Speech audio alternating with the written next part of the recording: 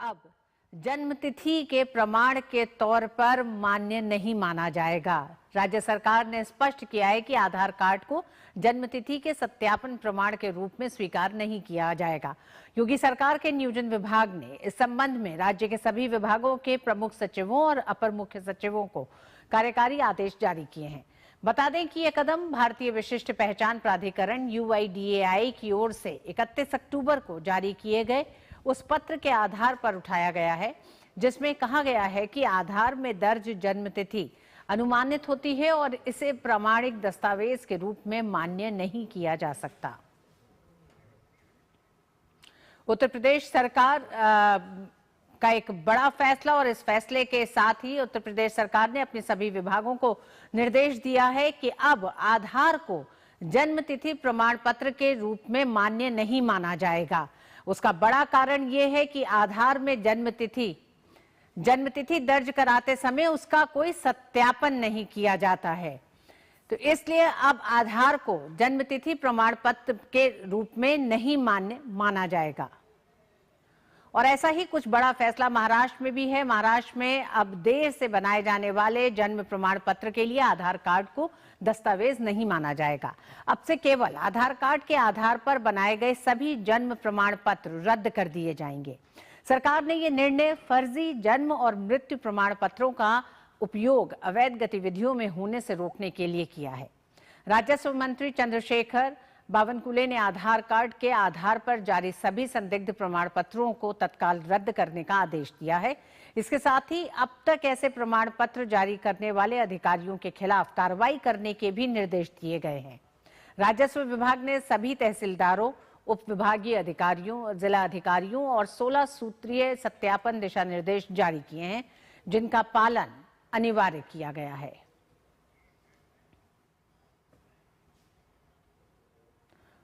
और इस खबर को लेकर UIDAI ने एक तरह से ये जारी किया नया निर्देश कि आधार को प्रमाण पत्र के एक तरह से सर्टिफिकेट के तौर पर नहीं देखा जा सकता है।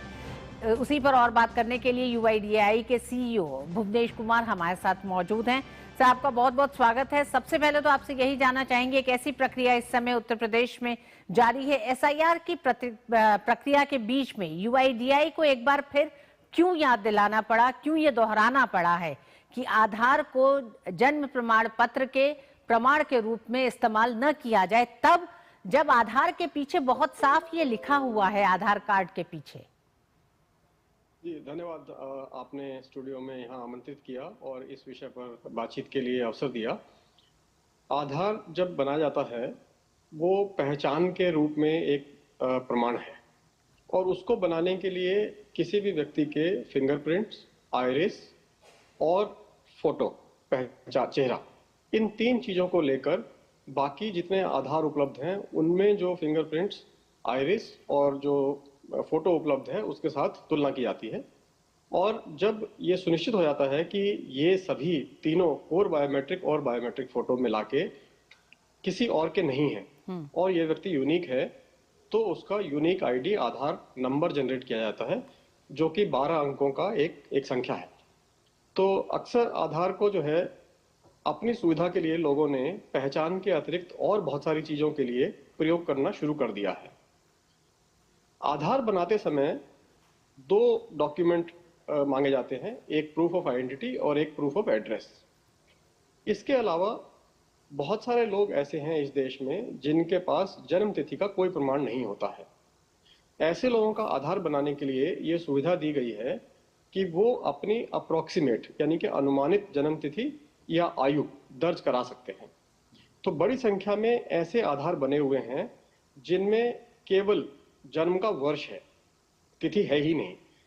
ऐसी सुविधा दी गई है, उसमें आधार में ईयर ऑफ बर्थ इंडिकेट किया जाता है, डेट ऑफ बर्थ इंडिकेट नहीं किया जाता। पुराने समय में आधार 2010 में बनना शुरू हुआ। पूर्व में वर्ष के स्थान पर अनुमानित आयु के आधार पर 1 जनवरी डेट डाल दी जाती थी। यानी कि अगर कोई व्यक्ति ये कहे कि मेरी आयु 56 वर्ष है, तो उसकी पीछे गणना करके और 1 जनवरी 1969 जो है वो उसकी आयु डाल दी जाएगी। ऐसा किया जाता था।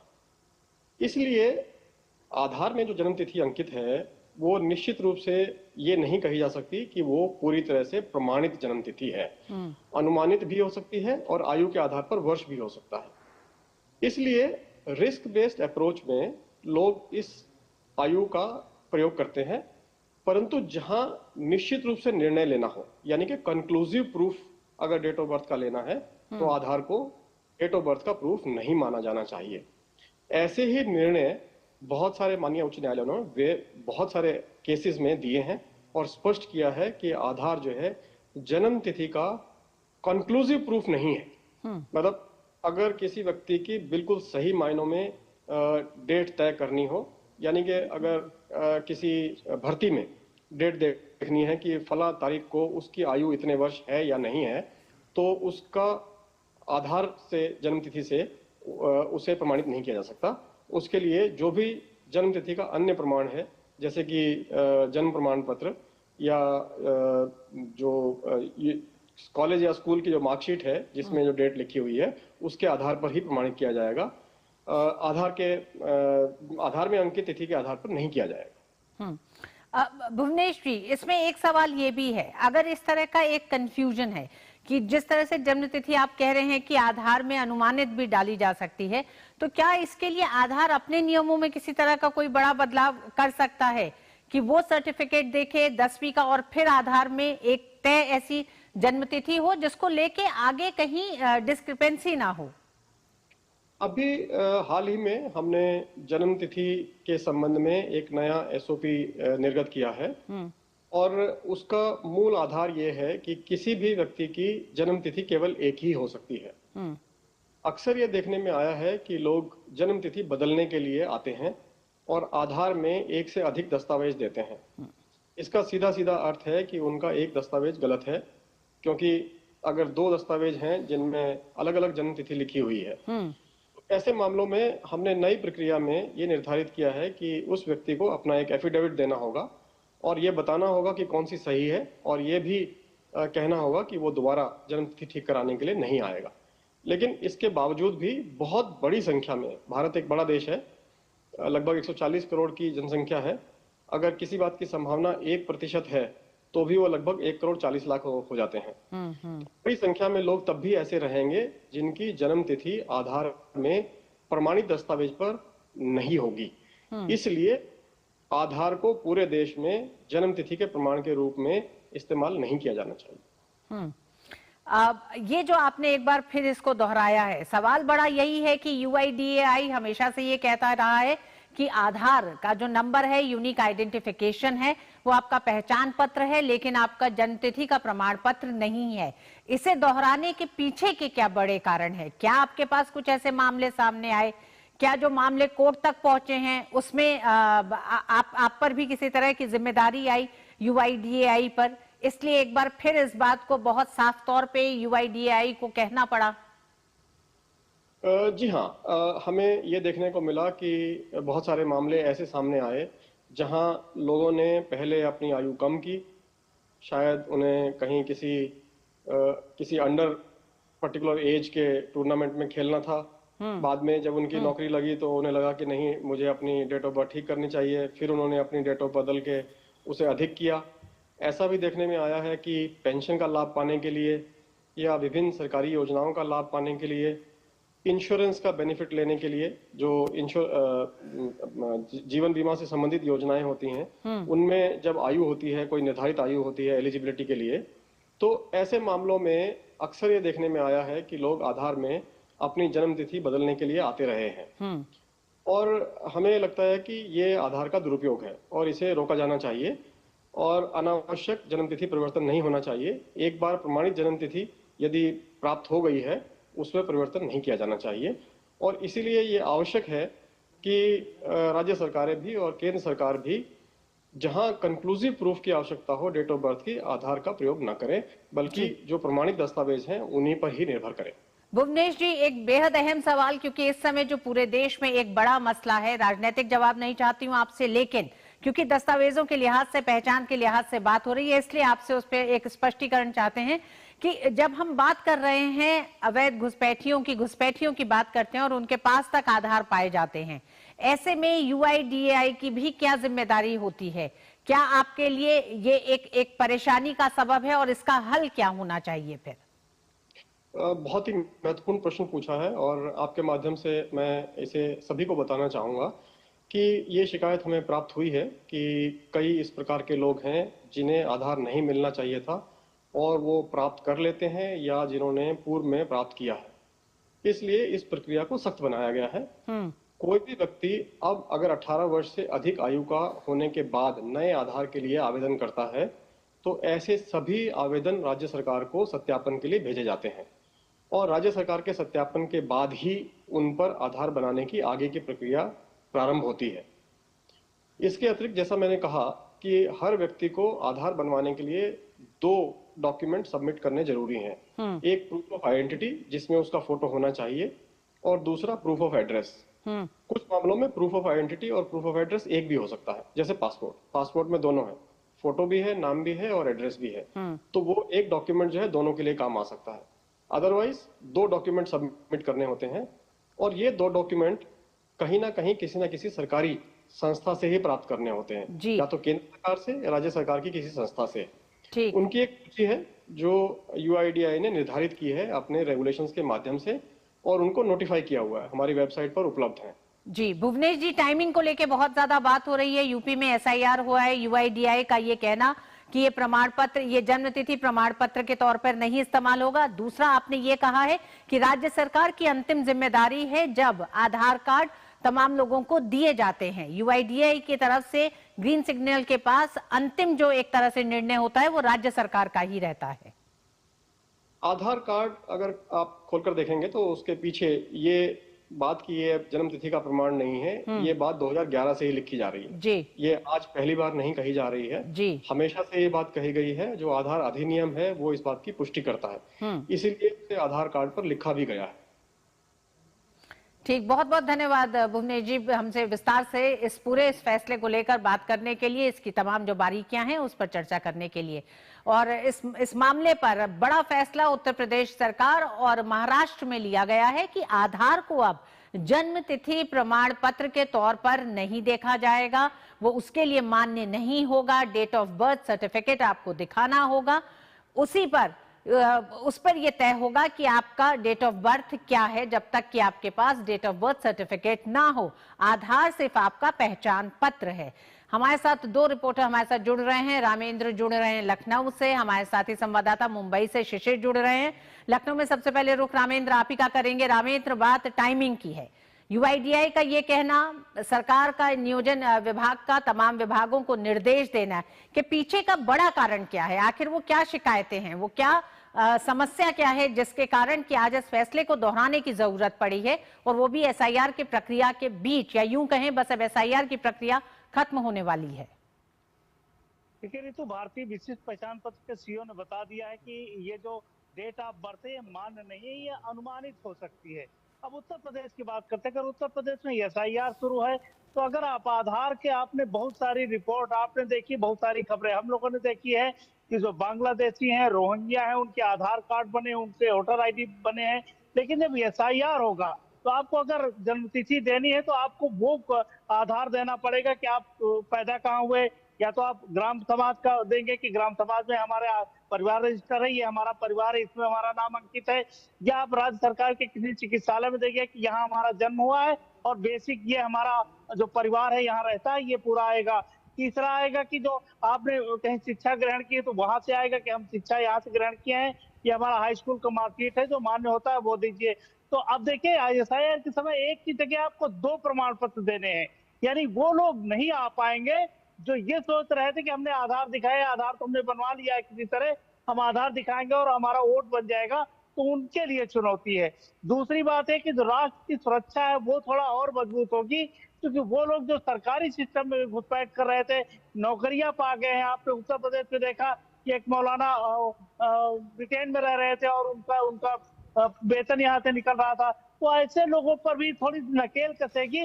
तो जो सरकारी सिस्टम में आ रहे हैं वो अपना 2 पहचान पत्र दिखाएंगे, यूनिक ID दिखाएंगे आधार की और दूसरा दिखाएंगे जन्म की, तो थोड़ा चेक हो जाएगा। ऐसे लोगों के लिए थोड़ा घुसपैठ करनी मुश्किल हो जाएगी ऋतु।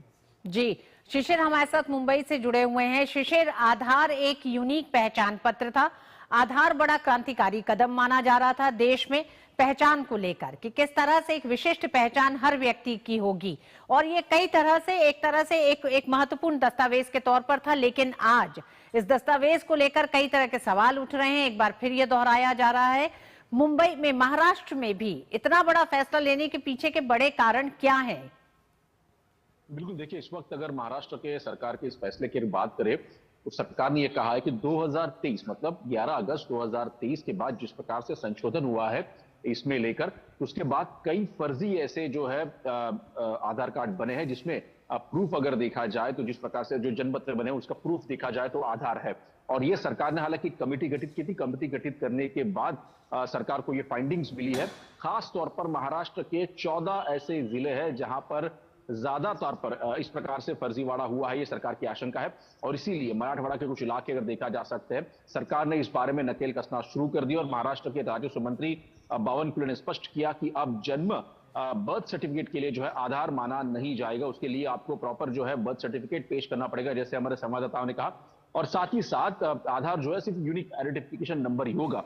इसके पीछे कारण भी है कि महाराष्ट्र में पिछले इलेक्शन में अगर देखा जाए ये बात उठी थी कि जिस प्रकार से वोटर्स बढ़े हैं, किस प्रकार से वोटर्स की संख्या बढ़ी है, वो किस प्रकार से बढ़ी, उसके पीछे के कारण क्या है, हाँ। ये कारण जो है बीजेपी ने उठाया था। और इसीलिए कुछ कुछ इलाकों में बीजेपी के नेता भी गए थे, उन्होंने देखा था कि किस प्रकार से वहां पे फर्जीवाड़ा चल रहा है, खास तौर पर बर्थ सर्टिफिकेट को लेकर। और उसके बाद उसके आधार के ऊपर जिस प्रकार से बर्थ सर्टिफिकेट दिए जा रहे हैं, ये उसमें प्रमुख कारण। दूसरे अगर कारण देखें जिसमें हम कह सकते हैं कि सरकारी जितनी भी योजनाएं उनका लाभ जो है इन आधार कार्ड जो फर्जीवाड़ा करते हैं उनको मिलता है। फिर चाहे जमीन की बात करें, जमीन का सत्यापन करना हो तो आधार कार्ड की जरूरत पड़ती है, उसमें भी इस प्रकार का उपयोग किया जाता है। तो ऐसी कई सारी जो है सरकारी योजना उनको लाभ मिलता है। लेकिन सबसे प्रमुख कारण इसमें देखा जाए कई ऐसी सुविधाएं हैं जिसमें आधार के जरिए हम डेट ऑफ बर्थ को मान्य मान लेते हैं। अभी मसलन रिजर्वेशन, ये एक ऐसी जरूरत है जो हर आदमी को, हर इंसान को पड़ती है रेलवे रिजर्वेशन में। अब डेट ऑफ बर्थ के लिए तो आधार को ही मानते हैं, तो क्या अब डेट ऑफ बर्थ के लिए लोगों को अपना सर्टिफिकेट देना होगा?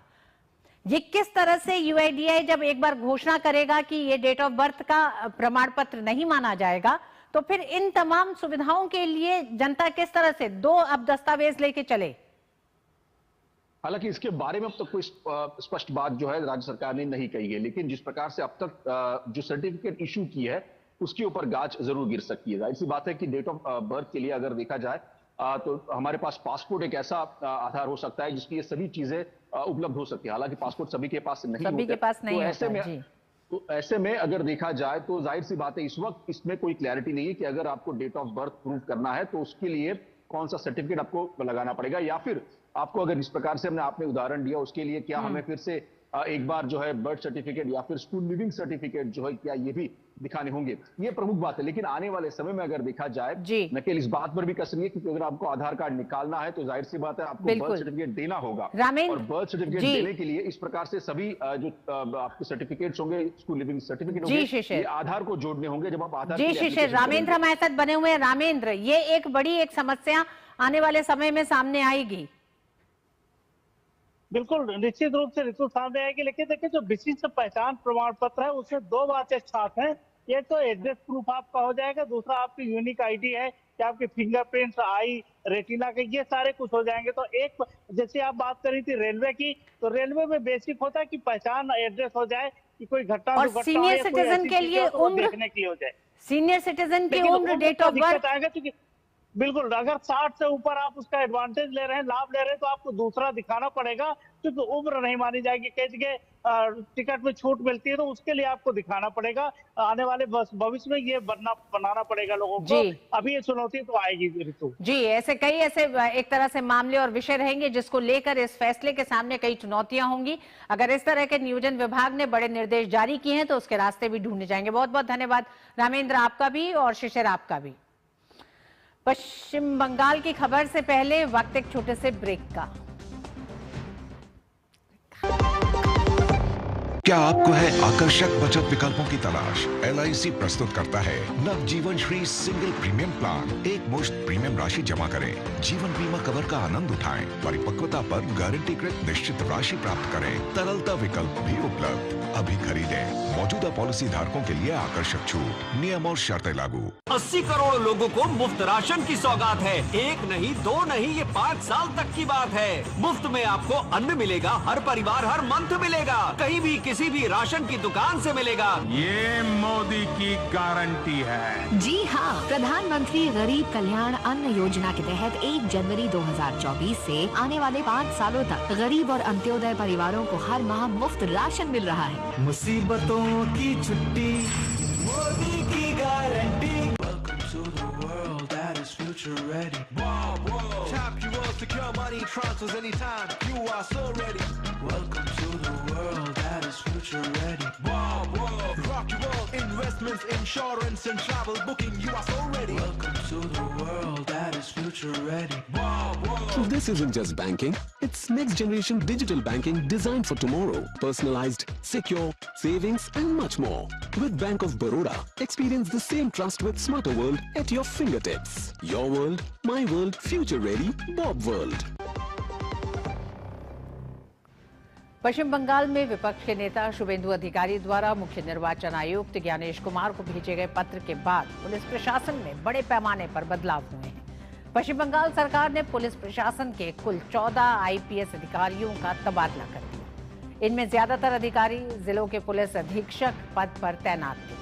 शुभेंदु अधिकारी ने अपने पत्र में कई पुलिस अधिकारियों पर TMC नेताओं की तरह व्यवहार करने और पक्षपातपूर्ण कार्रवाई करने का आरोप लगाया था। तबादला सूची में पूर्व मेदिनीपुर के पुलिस अधीक्षक सैम्यदीप भट्टाचार्य का नाम भी शामिल है, जो शुभेंदु अधिकारी का गृह जिला है। गुरुवार देर शाम आदेश जारी होने से कुछ घंटे पहले ही अधिकारी ने भट्टाचार्य पर आरोप लगाया था कि वे IPAC के निर्देश पर काम कर रहे हैं, जो 2021 से TMC की चुनावी रणनीति तैयार करने का काम कर रही है।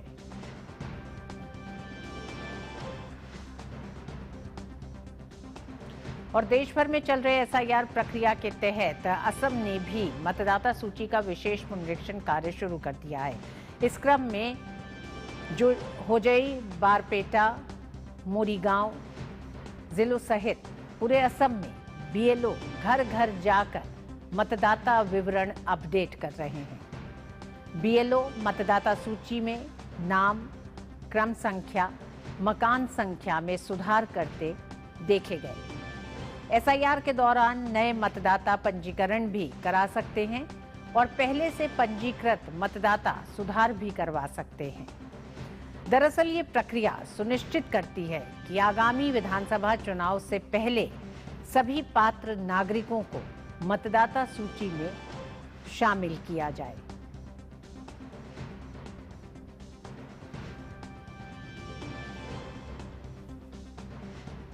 और मौसम विभाग ने चक्रवात दित्वा के कारण दक्षिण भारत के शहरों को अलर्ट किया है। चक्रवात दित्वा पश्चिम बंगाल की खाड़ी में विकसित हो गया है और तमिलनाडु, तटीय आंध्र प्रदेश और पुडुचेरी की ओर बढ़ रहा है। IMD के अनुसार ये चक्रवात 1 दिसंबर तक भारत के पूर्वी तट पर भारी बारिश लाएगा।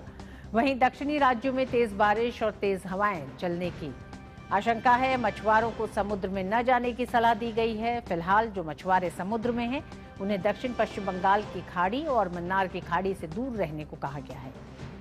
तूतीकोरिन, नागपट्टिनम, कराईकल, चेन्नई और कुडालोर बंदरगाहों को भी अलर्ट किया गया है।